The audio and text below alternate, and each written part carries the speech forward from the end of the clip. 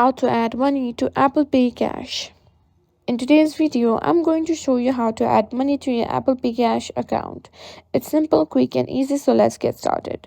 First, open the Wallet app on your iPhone. This is where you can manage your Apple Pay and Apple Pay Cash. In the Wallet app, you'll see your Apple Pay Cash card over here. Tap on it to access your balance and payment options. Next, tap the Add Money button. This will allow you to add funds to your Apple Pay Cash balance.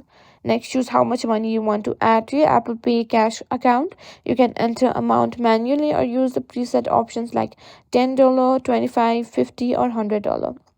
After choosing the amount, you'll need to select a payment method. You can use a linked debit or credit card or link a bank account to transfer money. If you haven't set this up yet, you'll be prompted to add your payment details. Once you've selected the payment method, confirm the amount and the payment details. Then you'll be asked to verify the transaction using Face ID, Touch ID, or passcode. And that's it. The funds will be added to your Apple Pay Cash balance.